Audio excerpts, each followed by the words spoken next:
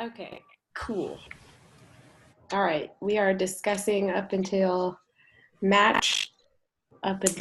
chapter 22 tonight. Mm-hmm. Okay. All right, guys. So I guess I'll start us out. So I have this quote. It's on page 210. And I don't know, it just really it stuck with me because I feel like I've been waiting for this throughout much of this book so far. And so the quote is like halfway down the page, and Cassia is talking about how um, the officers thinly veiled disgust for us used to amuse me. Today I understand it. I feel disgust when I think of how we climb our little hills when the officials say the word, how we hand over our most precious items at their bidding, and we never ever fight. And so that I felt like I was waiting for her to have that revelation so far in the novel, because I've just been really bothered by how blindly obedient everybody seems to be. I don't know how you guys feel about that, but I felt the same way. What was that, Elizabeth? I said I felt the What was same that? way. Me too. I think it kind of started when she read that poem that her grandfather gave her. What was it called?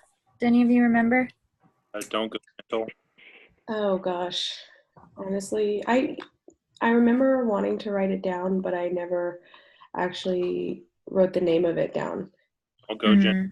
A good night. Yeah, don't go quietly into the night. Yes. I think it that realization kind of started with that and then just kept going as she got more and more experience with the downfall or the pitfalls of society. Yeah.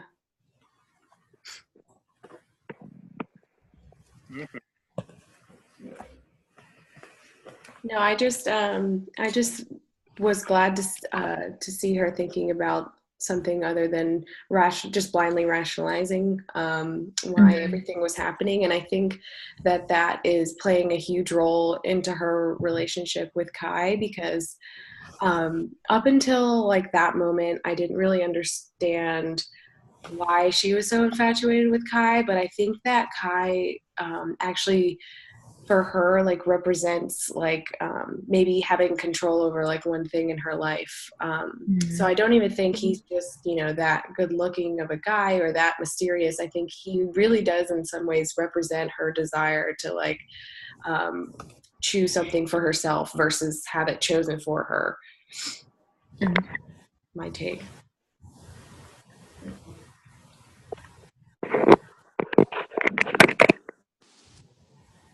Okay, can you guys hear me a little bit better? Mm-hmm. Yes. Yeah. Okay, good. I had to put some headphones in. That's why I've been acting kind of awkward trying to find that. But more along what you were saying, my thing that I wrote for my journal this week was talk about one character that you did not like, and I automatically went to Cassia. I absolutely hate her. Like I just, I mean, part of me understands where she's coming from, right? And I wrote about how, like, to say maybe a 12-year-old, she would seem like a well-rounded character, and that's fine because that's the main demographic, right? But like, you were talking about how Kai to her seems like an out, like a type of choice. But in the end, it was still the same system that matched her with what's his face. I forgot the other one's name, but Xander? Yeah, Xander. Xander. That gave her Kai, and so like finding any type of feeling of rebellion in the same system just always felt kind of like, like she wouldn't have even tried had the system not told her in the first place, and so it seems just kind of, I don't know. I have no respect for that kind of deal. It just felt weird, like kind of like a controlled rebellion, like your parents allowing you to stay up late, and you're just like, yeah, staying up late, Yeah. awesome. But Breaking still, the rules. yeah, exactly. But it's your parents who let you stay up late. It's not like Mhm. you were the big driving force behind it. They still made that decision for you.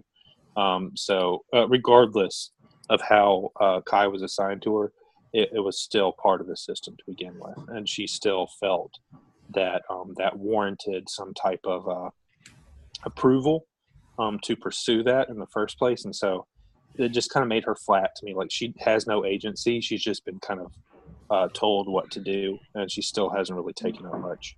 But like you were saying, I mean, that quote that you picked out is, yeah, it's a big part because she was finally starting to realize some stuff. I like how you said controlled rebellion, because I wonder if like someone purposely put Kai in there first to make her rebel later on, or not, or like question the system. But I feel like she's just rebelling so she can be with Kai, not because she thinks everything's unfair, personally. Because she's so obsessed with Kai, but she barely knows him, and Yeah. it's weird. Yeah. Well, I think it's also important to think about how the society came through and collected all the artifacts, because it was unfair Mm-hmm. for some people to have them and some not to have them. And I think Bram's reaction to that kind of set her off further down the path than Kai even started to. Yeah. No, go on about that, Ashley. I think I see what you're saying, but what do you mean, like, about Bram's reaction specifically? Let me find it. Y'all don't happen to remember where that was, do you? Oh gosh. No.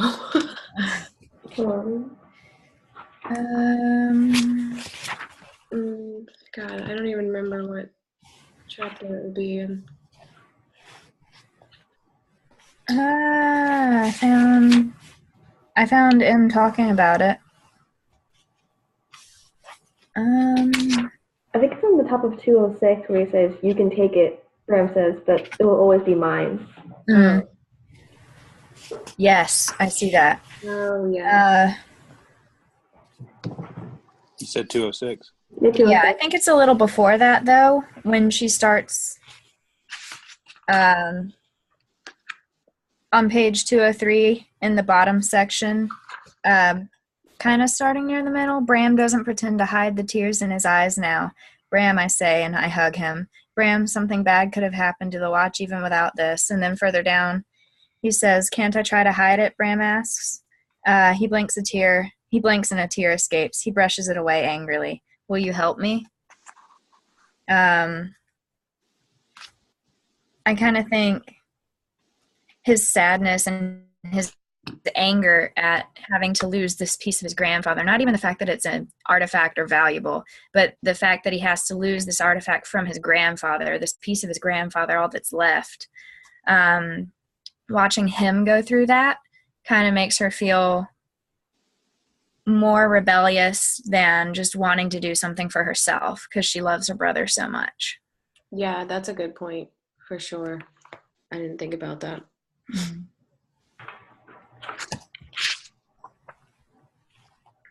Yeah. No, that was probably the first point in this book that I've like felt a legitimate emotion. That sounds really bad, but you know how these like YA romances are. You're just like, Yeah. Okay, yeah, like, oh my God, different guy. She likes him. Imagine that. But then I don't know. I liked Bram's character. I think he's the cute little brother that you always wish you had type character. And yeah, for me, when he had to go through something at the hands of the officials, and he had to hurt. That was like the first point in the novel where I was like, huh, it's kind of sad. I actually kind of feel bad for him right now. That's really messed up that he can't keep this piece of his, grandfather. But I didn't think about it as like a motivating factor for Cassia. I guess I've just been trying to figure out why she's so into Kai in the first place that I immediately jumped to him as like, Yeah. oh, he represents rebellion for her. Or that's why she's like neglecting her like entire past friendship with Xander for this aberration. Yeah. I think the first part where I kind of started feeling like, oh my goodness, this is kind of sad, is when her grandfather was slated to die, I guess, that day they spent with him, his last day. Mm-hmm. It's really a kind of a peaceful way to go, but also, wow, they actually schedule his death. That was really strange to me. I'm trying to find it.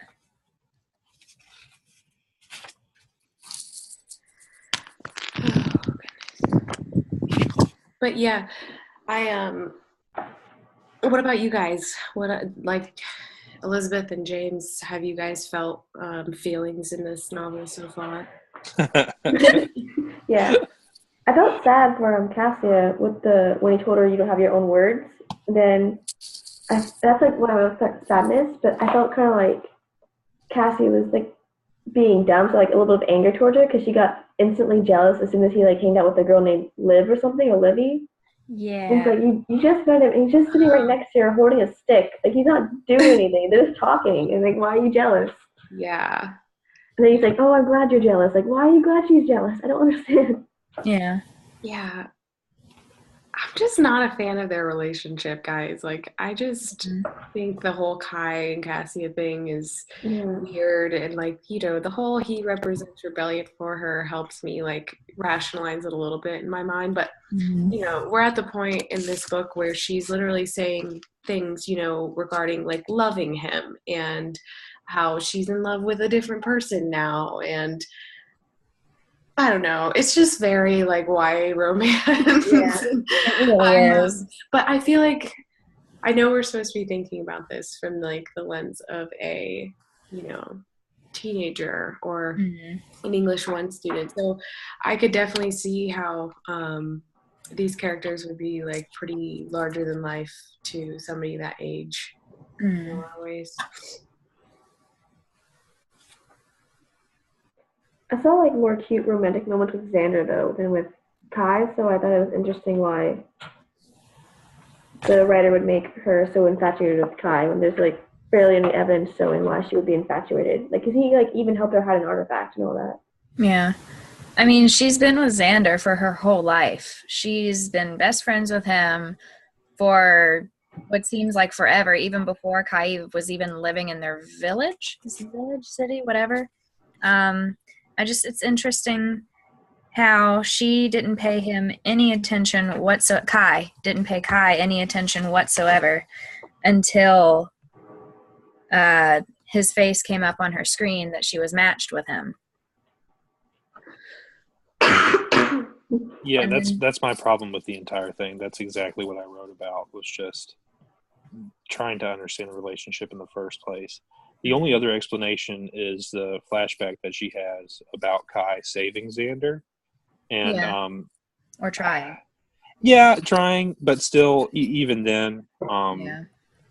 I don't know if it's just a show of bravery that stuck with her, because it's the first, you know, actual memory or any type of background information we get about Kai.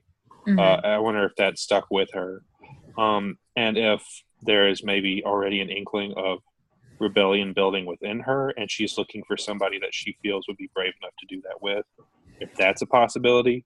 But I'm probably just reading way too deep into it because, yeah. I mean, I think the original question posed by Allison was that, you know, if we'd felt anything, right? Was that it? If this book had made us feel anything? So that was one. Obviously, I felt disappointed because I was just kind of hoping for a little bit more. But that's okay. That's cool. But it did also make me feel some other things. There was a couple other things that I wanted to talk about. The distance from brutality and death in the movie theater. I forgot what they call it. Yeah, the showing. Yeah, the showing. That's it. I knew it started with an S. I wasn't sure, but Mhm. yeah, that distance from death and mortality. Where they could And laugh at it. exactly, and Kai's the only one crying. Mhm. And then that made me feel something. And then also, like what Elizabeth said, whenever he's like, "Those aren't your words at all." Mhm. I thought that was so.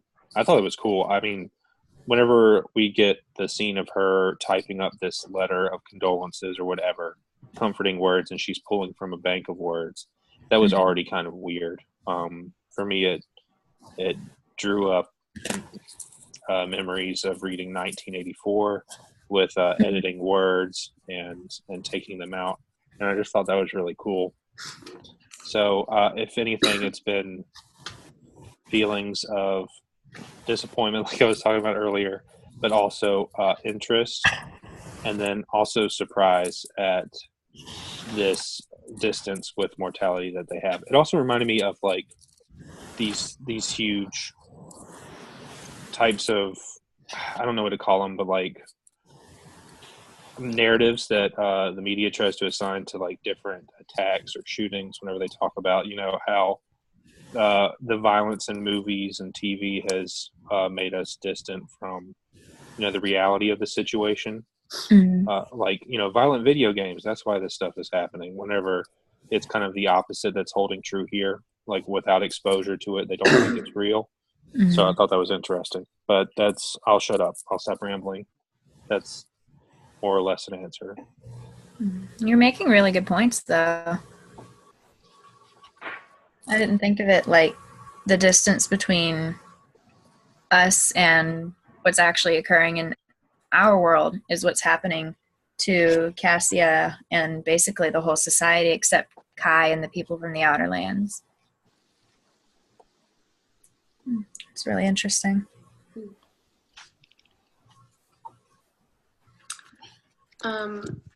What do you guys think about I don't know, the fact that like every time Cassia and I don't know, I think like Ashley, I know you've um finished, so don't spoil it, but I won't.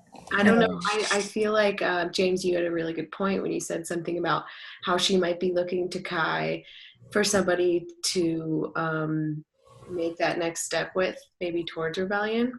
And I don't know what that might look like, but based on like the back of the book, when I see her like breaking out of this stuff, I think you're definitely like on to the right idea there. And not to mention, like every time that Cassia and Kai are together, they're actually doing something that's like illegal, that they're not supposed to be doing. And so I don't know what you guys make of all of that. If you actually think like if she were to like step out and they were to like rebel in some way or another, like what do we think that would look like?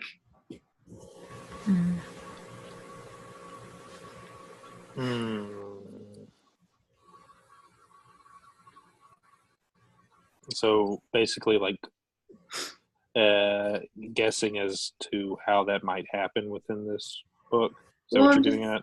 yeah, I'm just curious, like, would they like, I mean, because they would have to like leave, like, um, because they can't just say like, hey, we're gonna be together and that's that, and tell Xander to go find somebody else. Like that just would not Mm. like go over well at all. No. And so I'm just curious as to like if they're heading towards thinking on their own and personal freedom, what are their like I just don't know what their options would be for that. And I think that's obviously the whole lore of the book, but at this point when I think about what their options are, me personally, I feel like their only option is to um, go to the like outer what are they called, outer provinces, Outer provinces, I think. Yeah. okay, yeah, I feel like that's like their only option is to actually leave like the populated areas. But I'm just not sure what the out is for that. Yeah, I mean, just judging by the genre alone, it's not going to end hopeless. So there will be some type of success. Mm. And that's just guess. But also, I would like to think that their only way of being able to accomplish that is finding some type of mentor figure. Like they're going to have to find somebody with a little more pull and knowledge. But I mean, based on what Kai may know about the outer provinces, he may be that person. So, I actually don't know the answer to this question. So I'm kind of on your side where I think really the only option is to get out. But I really couldn't another option. I guess I have two sides. Couldn't another option be like she decides to go with Kai? Because the official lady said that if she associated with him too much, she could be labeled an aberration. And then couldn't they just be together then? If they're both labeled that way? Well, I thought aberrations had to be like single. Yeah. They have Shoot. like, I know they like have to be single. Never mind. So. Never mind. well, they say they go on Then like I guess low I am on key. your side. There's only one option. Yeah. Are you are you like telling me right now that this is like we don't have any resolve for this in this book? Not in this book, at least. I don't know about the next one. No. Okay, guys, we're hitting our time limit. Okay. Okay, let me stop this recording. Wait, what? This meeting still has unlimited minutes. What? Did I just order something? I never put in a credit card, so it can't Okay. charge me. Let me hit. Okay. I'm gonna hit stop recording and see what happens. Okay. I'm scared.